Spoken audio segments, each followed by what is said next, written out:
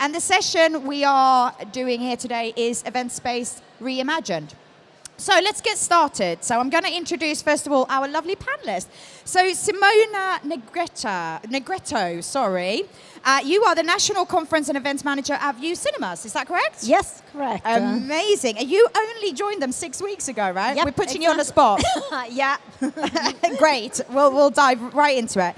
Then we got the lovely Simon Kentish as co-founder and CTO of Frameless. That's right. We're brand new too. We only opened in October, so very new venue. So it's only me who's old here on stage then. That's fine. I can take that. So we'll start off this panel. So this panel session is all about using technologies at events venues and how we can utilize that better for our events. So Simon, I want to start with you because as you mentioned, Frameless is a brand new venue here in London, just opened in October. And you are also obviously the CTO, so you were a part of designing the venue and the technologies that you're using at the venue. So can you tell us how you went about that when you were designing the venue? Yeah, that's right. We're 30,000 square feet underground, 60 meters underground at the end of Oxford Street on Marble Arch. Used to be an old Odeon cinema there, and they dug 6 cinemas in for the Odeon in the basement when they redeveloped, and then the Odeon pulled out. So we got hold of that space, and we had a year to fit it out. And what we put down there was 5 galleries. We broke it up into 5 big spaces. And during the day, it's an immersive art experience, and there's 4 galleries dedicated to art. Each art gallery is a different style of art and a different style of immersion. What I might just do is to show you a little clip of it. Yeah, a couple of pictures here. See, just to give you a feel of it. What's amazing about the space is the scale and the height of it. Underground, the ceilings are 8 meters high in places. And we built 4 galleries. You're looking at Beyond Reality, which is a surrealism gallery, where we have artists like Dali. And then now we're in Color and Motion, which is an interactive gallery. So as you walk across the wall, you move the brush strokes that are on the floor up the walls to create the images. Now we're in Art of Extraction, a bit more contemporary. Here we're projecting on translucent gauzes, so the projections go through the gauzes. And then our final room, which actually I don't think is in this footage, which is our biggest room, is called World Around Us, and we do 6-sided projection in there, which was quite a challenge, and probably first to do it in London, probably one of the first in the world, where we're projecting on all surfaces. There's not a single inch of space that isn't projected on. We opened on October the 7th, and we have had some really good press, and it's been amazing to see people coming through, absolutely sold out doing half term. The kids have loved it more than anything else. But the thing that surprised us more than anything else is how corporates want to book it out for corporate events. And they're doing some pretty cool stuff in there where they are taking over the galleries and and creating their own worlds. So could you tell us a little bit about what technologies you're using in the rooms here? Yeah, we signed a huge deal with Panasonic, who are the top projector manufacturers for immersive experiences. Their projectors are very clever in that every pixel you put into it, they will upscale it. So they have technology called quad pixel. So, we had such a large space to project and fill that there's a huge amount of compute and media servers to project up very large images. So in the biggest room we have, you're getting up to 32K rather than 4K. Because we're projecting on all surfaces, it really is a huge compute and media servers to drive that. So that room's got about 6 media servers that are all synced up and pushing out content to that room to do it. The interactive room is again a different setup where we have 6 Kinect sensors in the ceiling that recognize people's movement, that push that to something called Touch Designer, that change the particles and push them up the walls to form the art. a real favourite with the kids. They love that, and to see kids engaging with art in a different way is fantastic. And then the art of abstraction is a bit more simple in terms of we're projecting on gauzes, but that creates a really good multi-layered effect. Slightly different projectors, but there are 52 projectors. The other thing that we put in there that's quite extraordinary is the sound. There's 170 speakers, so you got a speaker every meter. So you got soundscapes that move with the art. So it really is a wonderful experience for the families. Come and see it. But what's incredible is that we are being asked to activate for corporates. And I've got a couple of examples of how that works. What's key to a good venue is a good catering partner. We are partnered with Rhubarb. You can do amazing technology, but if you can't cater for people. So you're looking at room 3 now as it's set up in a gallery 3, which is set up for an event. And there you can set it up with dining tables or chairs. This is an event we did the other day for Whitetree. It's quite a big room, but we're projecting on the ceilings, walls and floors. What is really weird about the room is it's a rectangular room, but this is a calibration that shows the computers see it as a sphere, which means you can put any 360 footage into the room. So you can take anything that's shot for VR headsets and put it in this room.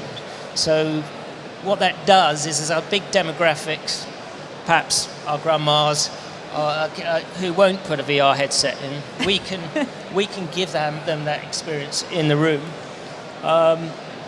This is a Hublot event. Hublot's a watch manufacturer sponsoring the World Cup. They recreated in the gallery one of the Guitar Risk stadiums. Yeah. They had helicopters flying above them, footballs over their heads. Gareth Southgate down there. Let that play in the background. But really, the imagination is up to you. We've had car manufacturers who want to put you inside their car on a vast scale, look at the underneath of the car on the ceiling. So it is kind of event space reimagined in terms of creating the content. And what was the reason for, when you obviously looked at the space and you designed the venue, why this? Like, why have you designed it this way? So we've had some experience with Immersive Experience. We also tour the Van Gogh Alive experience, which is a touring experience around the country. It's in Bradford currently, and knew there was a hunger for it. People loved it, but we knew there was there's next thing coming, and the key to it was finding an amazing space. We got lucky and found the space. And then we also got lucky that it had been configured for cinemas, so it was already actually 7 boxes. But we knocked 2 cinemas into one, so we had a really large space. We always had in mind that we would be doing corporate events in there, but we hadn't quite realised how appealing that would be to people who want to create their own worlds. We are a physical gateway to the metaverse, so the worlds that have been created in the Gallery 3, where we're doing projections on floors, walls, the only other way to see it is through VR goggles. So that means that a company can bring all their staff and put them in that world, whatever that might be. I like that saying, physical gateway to the metaverse. That's a very good saying. So I think one of the things that I've seen as a trend is, although event professionals are seen as creatives, we're not always that creative, right? It can be a struggle to sort of really find the next thing to do, cost limitations, etc., whilst you're then providing them with that space where they can go above and beyond creatively. Don't have to worry about the technology, because that can also be overwhelming, because you provide it all in-house, right? So it's, all-in-one solution, basically. 90% of it, I have to say. Apart from the catering. Rhubarb.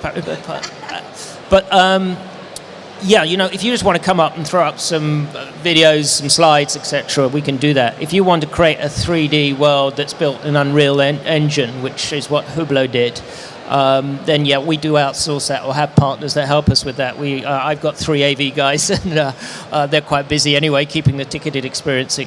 But we have a 5th gallery, which is called Blank Canvas, which is open all the time to corporates and schools, and so you can come in and have drinks and canopies, throw up a PowerPoint, project on all those walls. So we try and do 90% of it in-house, and it makes, it sells a lot of tickets. It's equivalent of a lot of tickets in terms of revenue, creating that content. Yeah. And well, now I feel a bit guilty here, Simona. Now we're going to go in and talk about your, because this is very much one of a kind, right?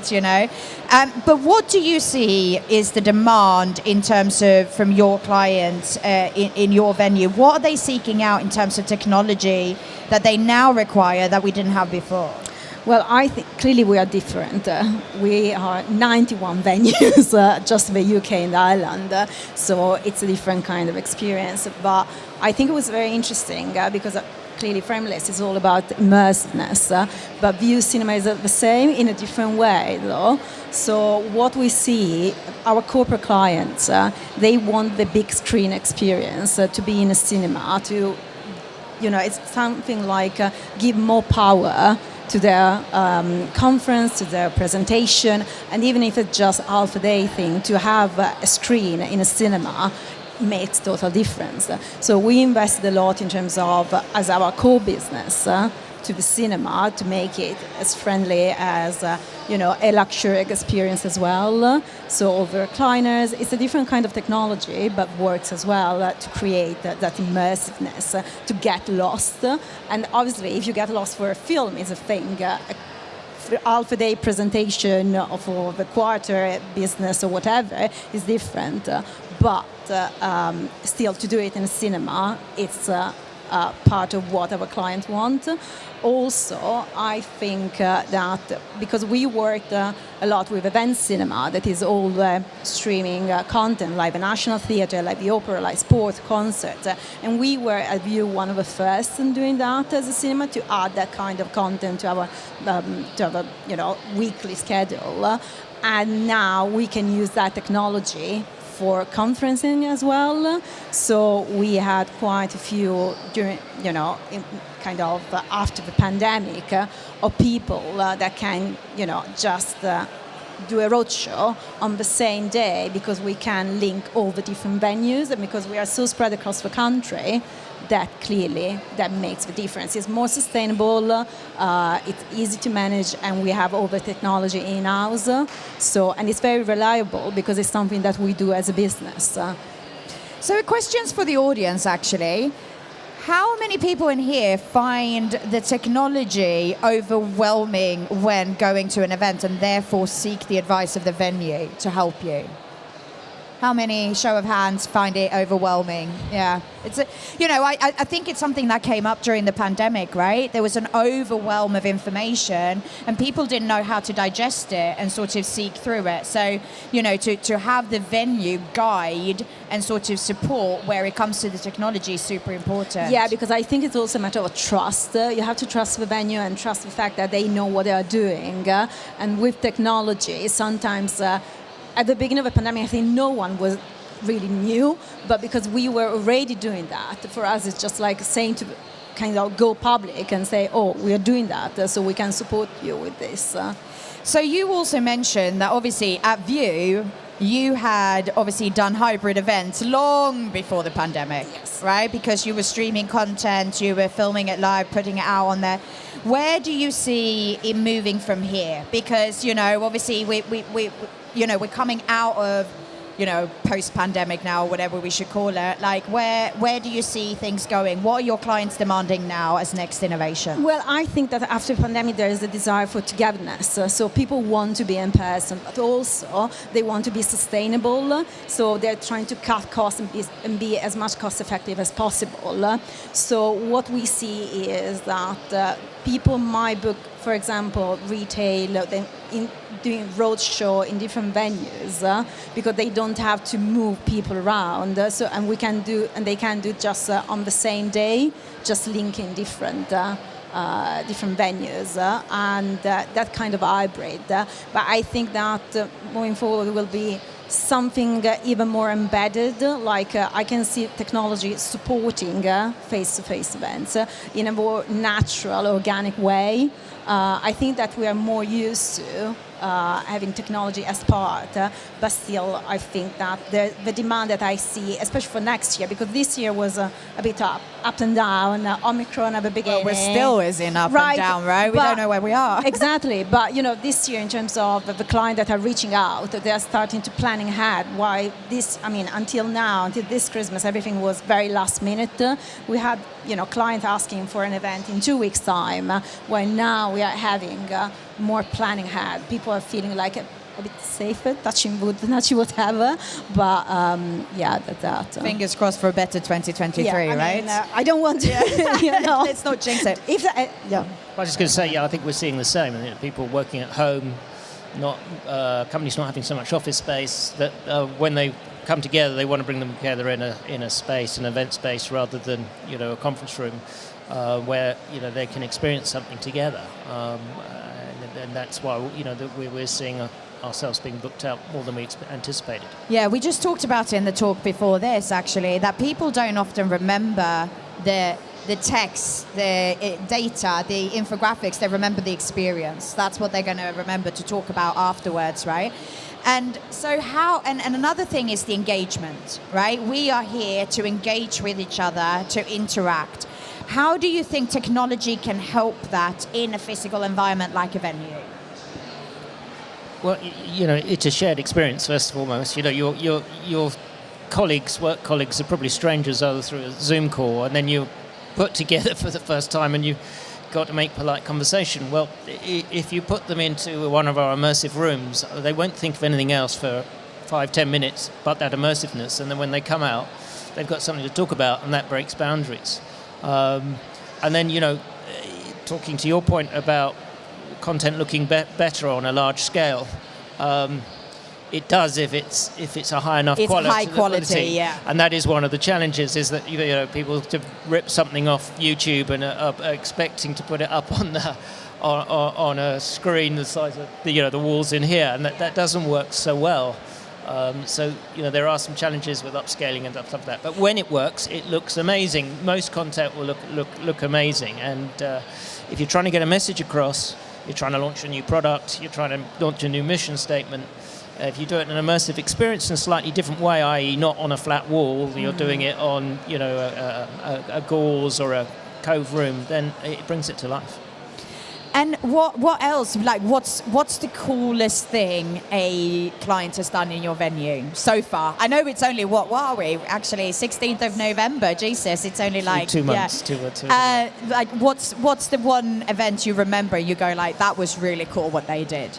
Well, the Hublot Stadium event was pretty cool in terms of the timescales we did it, and we didn't expect that. But we've got everything from hotel chains that are projecting up incredible footage onto our gauzes in our galleries. We've got companies who want to put images on the floor in our interactive room and have the audience break up their images and throw it up on the walls, and it makes it more interactive. So it takes time and costs money, so you can't do it. You can't say, "Oh, can I book the venue next week?" because you have to prepare the content. But it does deliver something that's completely different. In our Gallery Run, our Surrealism Gallery, we have a mirrored moat and a mirrored ceiling and mirrored columns, and you get this infinity effect. If you look down, the kids love it. But again, if you put content in there, corporate content, whatever it may be, it brings it to life just because you're... And then the other thing that's different that they'll only get in a cinema or in a venue like ours is the sound. And people say sound is 90% of the immersiveness. It is. If you've got a really incredible sound system with speakers every meter where you're moving sounds or soundscapes around the room, that can really make a difference to experience. That again takes time to get right, but if you've got the budgets and you want to do something special, that's what it's using the different senses, right? Like as you said, like you need to have the audio, you need to have the visual, the sense, all of these things. Yeah, for example, what we do, and I know that Vue has done for a while, is to create this sort of immersive experience. If you want to do a private screening or anything like that, clearly you can theme everything around that. So from the catering, from the experience, you have this sort of red carpet experience for your clients. That is something quite unique. For example, if you want to book a venue like Vue West End, you are in Leicester Square, you are like in a real premiere, and you can create everything with the menu, with the cocktail, with the branding, and also because all our cinema, they have video walls inside and screens, and you put your own content. So your experience starts from the entrance, from the main foyer. You can, if you have a budget clearly, book everything and create your own experience, and your branding and your message is very clear there. I was in Las Vegas a couple of weeks ago, and the hotel I was staying in had this dome in the middle of the casino that created an echo. It got a bit crazy at 3 a.m. in the morning, guys, when people have had drinks and they're standing there just trying to get the echo. But it was a cool thing, because it's just a bit of a difference. And, what you were saying about the sound, it's using different things. So where do you think... I know it's a hard thing, right? Technology is constantly evolving, right? And we probably 3 years ago could not even imagine where we are today, right? Because it's changed so quickly. But where do you think it's going to go next? Where are we going to sit? Are we going to sit in the metaverse in 5 years' time? Yeah, I think, we're very close to allowing a company to do an event at our venue in our Gallery 3 where they've got 360 projection around them in real time. So they're experiencing something there, but there are people at home on the metaverse via VR goggles that are experiencing it live at the same time. And then obviously afterwards there's a takeaway. You can re-watch it on your goggles. So yeah, it's a combination of live streaming, using tools like Unreal, which can do real-time content. It is quite extraordinary what you can do. We haven't done one quite yet. We're getting questions about it, and it will push us, but it's doable. But saying that though, so for example, if we talk about the goggles, right? With today's VR headsets, you don't want to spend more than 20 minutes in them because you become quite orientated. Like I've spent a lot of time in them. You don't want to do that. But wouldn't that then defy go against the need of the event, right? Because events are traditionally longer than 20 minutes, right? Yeah, I think that's right. You need to be very careful on how you deliver that content so it's not flowing around. And when we've designed content, especially for the 360 room, we had to throw out a load of content. Wasn't quite right. Too much movement, and you do get. I don't know if you've ever been to one of these projection domes, but they're really immersive and they do make you sick. But there's a balance there. And art is much more forgiving in terms of what you can do, in terms of you can slow things down. And when it's set up as an artscape, we are putting people in the middle of picture, and they are travelling through a canaletto, and they're in St. Mark's Square in Venice with the sound of pigeons to the left and kids to the right. And they're slowly moved through that experience. If you do it slowly, then it's not that aggressive, slightly sick-making roller coaster VR experience that we've all experienced and don't like, really. Right? Well, yeah, I did a team building exercise in goggles, and I'm afraid of heights, and it got me up in this lift, and I was screaming, like I was freaking out. I sat like a ball on the floor afterwards because it literally felt like you were there real time, right? So yeah, no, positives and negatives. Well, right? if a corporate customer wants to come in and make all their staff sick, we can do it. If you hate your staff, people, you know where to take them, basically. No. Simona, how about you? Well, clearly what we do is different. So I think that will be a combination. Probably there will be technology that we can't even think of in 5 years' time. So, even the 3D screens. So the Avatar 2 will be released mid-December, and that will be a big push to 3D that for a while went very quiet. So who knows what will imply in 5 years' time if we can do 3D conferencing or whatever. So yeah, I think from my perspective, for you, perspective will be a combination of the two, probably to create an even more flawless experience. The transition between hybrid and face-to-face will be less perceivable. I think one of the things, though, is just using it and developing it for the right reasons, because, there's no point of developing something that's actually not going to be, used in the right way. We've got a panel on that subject tomorrow, is actually talking about what does our users want, not just what does the event technology providers want to do and what are we designing for them, but what does the users want. Do we have any questions from the audience? Anything that you want to find out, how technology can be used in a venue, any new innovations? Anything? Come on, one person. No? All right. Well, in that case, I'm just going to do one last check online here. I cannot see anything here. So Simon, Simona, thank you so very much. And I cannot wait to come and see Frameless. Come and see it. I'm going to get sick. Thank you, everyone. Have a good day.